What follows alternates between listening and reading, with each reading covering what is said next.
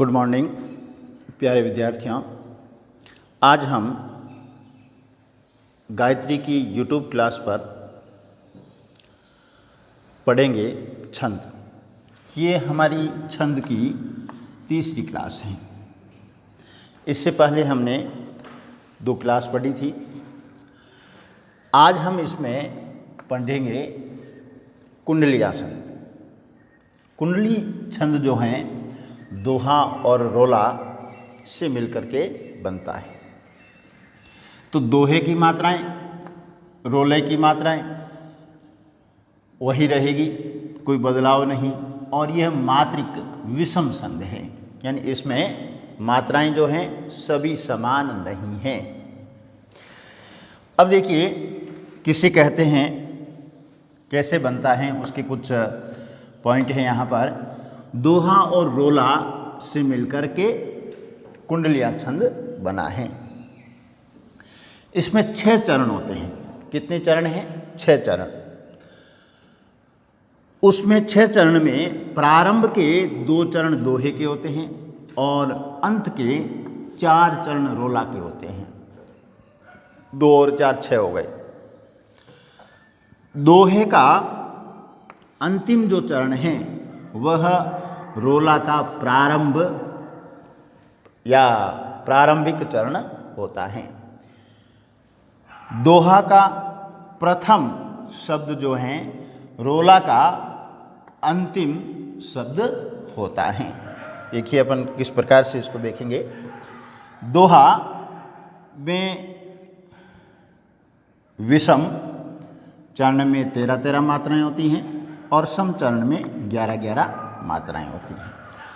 फिर देखिए सामान्यतः 2 गुरु होते हैं, लेकिन ऐसी अनिवार्यता नहीं है। ठीक है। यहाँ मैंने एक कुंडली ली है, उसमें लिखा है, कवि गिरधर राय की हैं।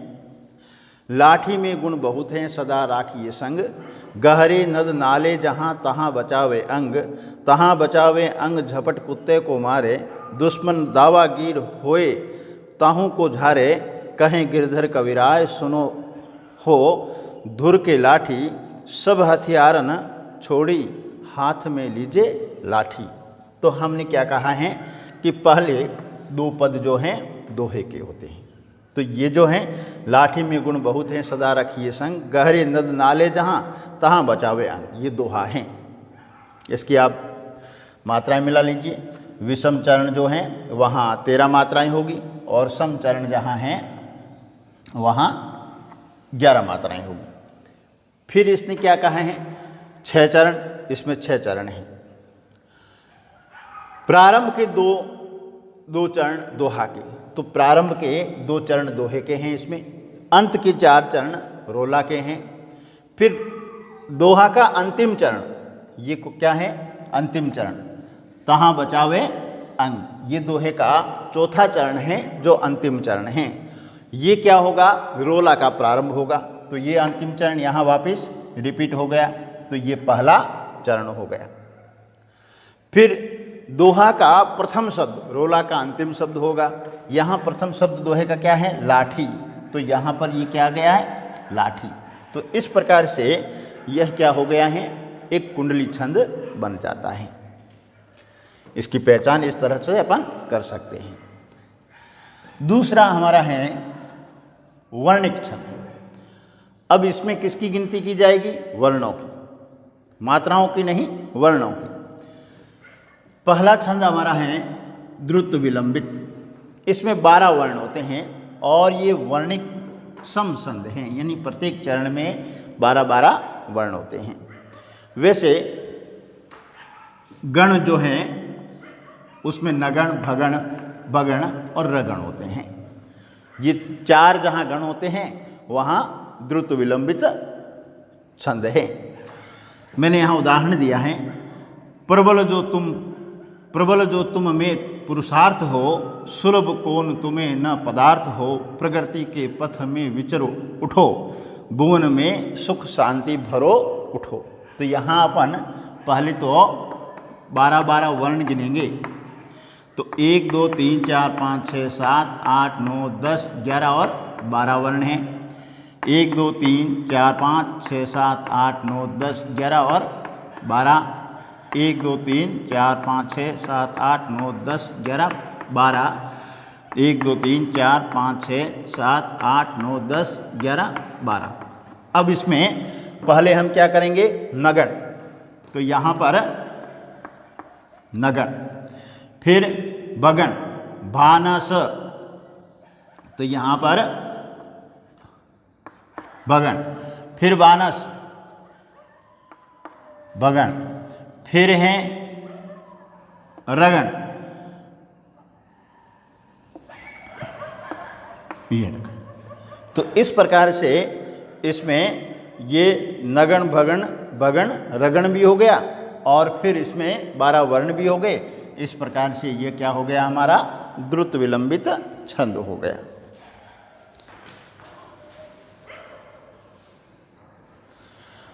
अब अगला छंद है वंशस्थ। ये भी वर्णिक सम छंद हैं। कैसा है, वर्णिक है और समान वर्णों वाला शब्द हैं। इसके 12 वर्ण होते हैं। अब ये छंद कैसे बनता है, क्या कहा है, छुछंद वशस्थ बने जता जरा। क्या कहा है, छुछंद वंशस्थ बने जता जरा। तो यहाँ अपने को जता जरा ये याद रखना है। और जहाँ ये मात्रा होगी जगण तगण जगण रगण, तो वहाँ पर वंशस्थ छंद बनेगा। अब ये मात्राएं कैसी आएगी, प्रत्येक चरण में क्रमशः जगण तगण जगण रगण ये मात्राएं, तब वहाँ पर वंशस्थ छंद बन जाएगा। जैसे एक उदाहरण है यहाँ पर, मुकुंद चाहे यदुवंश के बने रहे सदा या वह गोप वंश के, न तो सकेंगे ब्रज भूमि भूल वे, न भूल देगी ब्रज मेदिनी उन्हें। तो यहाँ देखिए कि पहला जो है वह जगन, किस प्रकार से इसके वर्ण कितने हैं, 1 2 3 4 5 6 7 8 9 10 11 और 12 वर्ण हैं। सभी में 12 12 वर्ण हैं। अब यहाँ पर अपन मात्राएं गिने, जभान, तो क्या बन जाएगा, ये हो जाएगा जगण तगण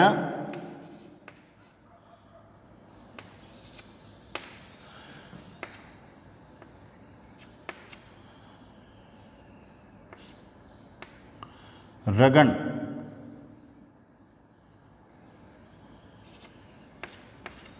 ये इस प्रकार से इसके मात्राएं बन जाएगी। तो यहाँ पर हम कह सकते हैं कि यह क्या है, वंशस्थ छंद है, जहाँ 12 वर्ण हैं और इसमें जगण तगण जगण रगण का प्रयोग किया गया है। फिर इसका दूसरा जो छंद है वह आता है वसंत तिलका। अब वसंत तिलका में वर्ण जो हैं 12 से बढ़ करके 14 वर्ण हो गए हैं। ये भी वर्णिक छंद है। वर्णिक छंद में ये भी सम छंद हैं, यानी प्रत्येक चरण की जो वर्ण है वह समान है। यहाँ इसने क्या कहा है, जानो बसंत तिलका तभजा जगा गा। क्या कहा है कि बसंत तिलक, जानो बसंत तिलका तभजा जगा गा। यहाँ देखिए प्रत्येक चरण में क्रमशः क्रमबद्ध 1 तगण 1 भगण 2 जगण और 2 गुरु। यहाँ जो गा है 2 गुरु हैं, तो वहाँ पर क्या होगा, बसंत तिलका होगा। यहाँ देखिए कुंजे वही थल जमुना वही है, बेले वही वन वही, वही विटप वही है पुष्प पल्लव वही, ब्रज भी वही हैं, ये किंतु श्याम बिन है न वही जनाते।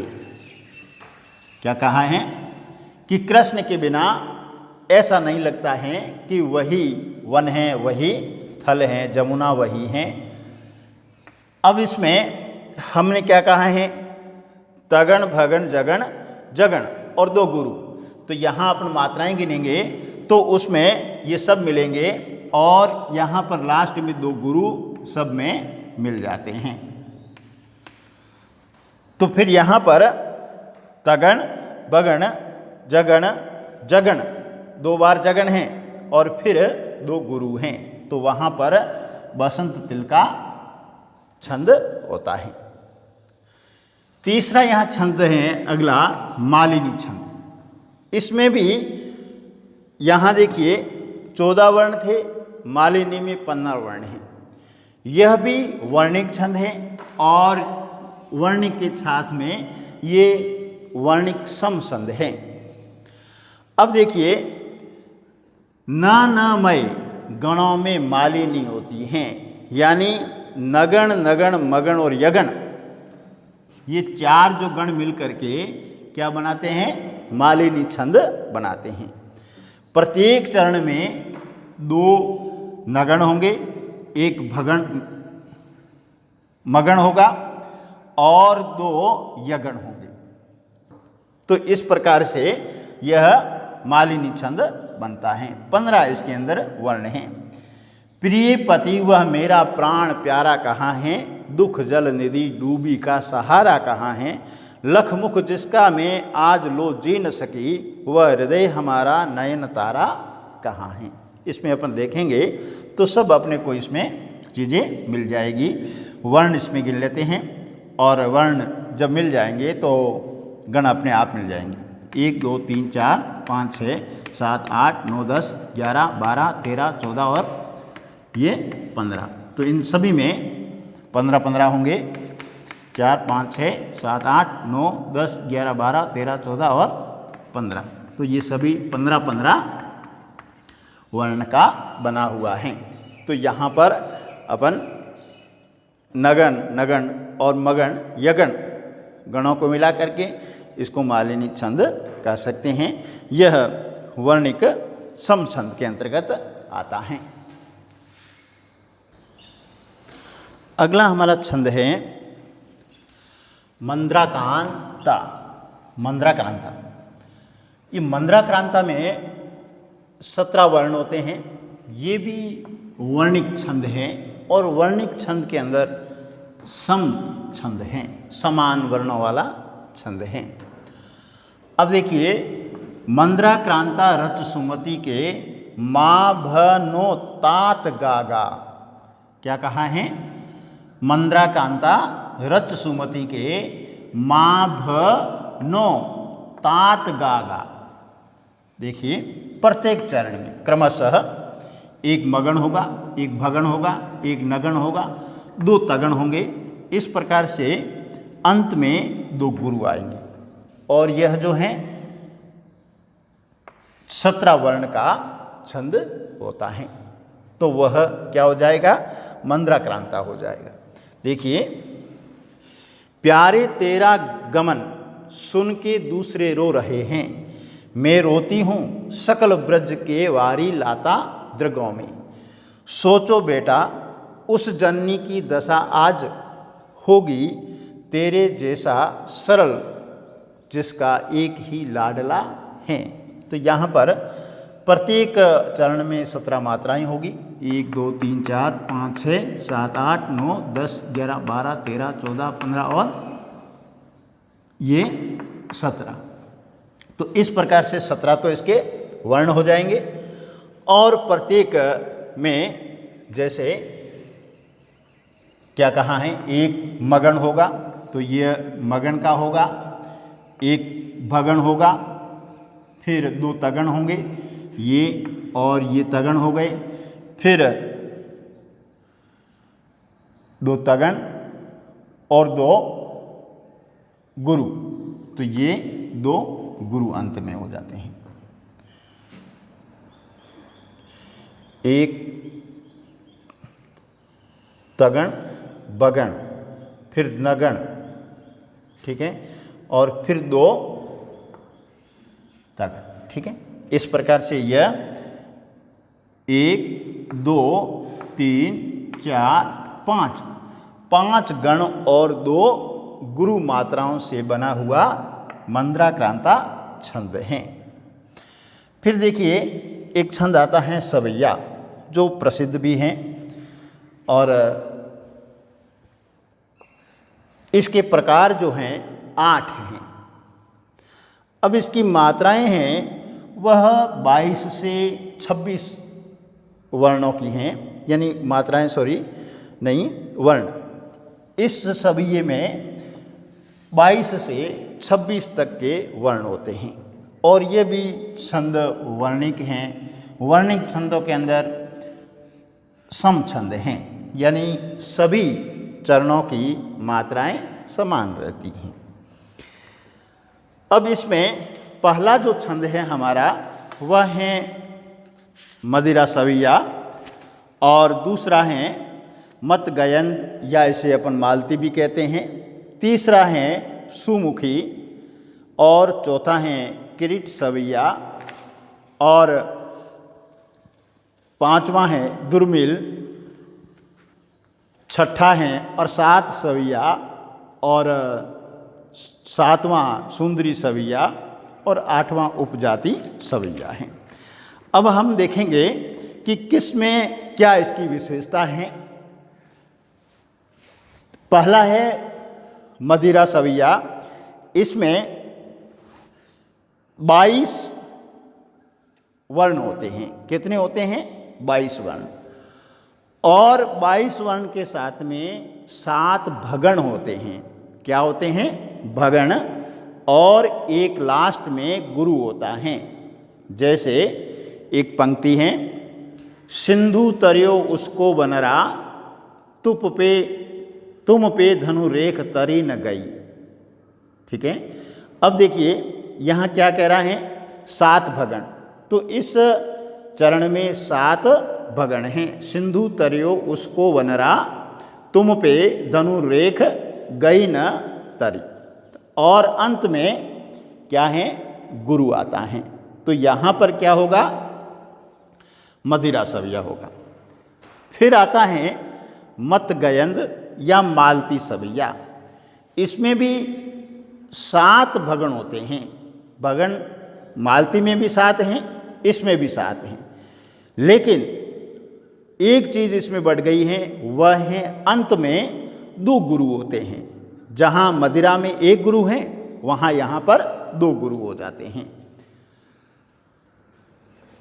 देखिए, देखी बिहाल ब्यावन सो, पग कंटक जाल लगे पुनि जोए। तो यहाँ पर 7 भगण हैं और 2 अंत में गुरु जुड़े हैं। और इसमें वर्णों की संख्या जो है कितनी हो गई है? 23 हो गई हैं। मदिरा में 22 और मालती या मत गयंद में 23। 2 चीज़ें बढ़ी हैं। एक तो वर्ण बढ़ गया है और एक आखिर में जो मात्रा वहाँ पर 1 थी, यहाँ 2 गुरु हो गई हैं। अब देखिए तीसरा है सुमुखी सवैया। यहाँ पर वर्ण वही हैं, 23 वर्ण हैं और यहाँ 7 जगण हैं। इन दोनों में भगण थे, यहाँ 7 जगण हैं और 1 लघु तथा 1 गुरु। आखिर में लघु गुरु मात्रा हैं। मदिरा के पहले 1 लघु जोड़ने से सुमुखी बनता है, ऐसा कहा गया है। हिये वनमाल रसाल भरे सिर मोर किरीट महा लसिबो। तो इस पद में क्या है? सुमुखी है। इसमें 7 जगण हैं और आखिर में 1 लघु है और 1 दीर्घ हैं और इसमें 23 वर्ण हैं। चौथा संध है हमारा किरीट सवैया। इसमें 8 भगण हैं और 24 वर्ण हैं।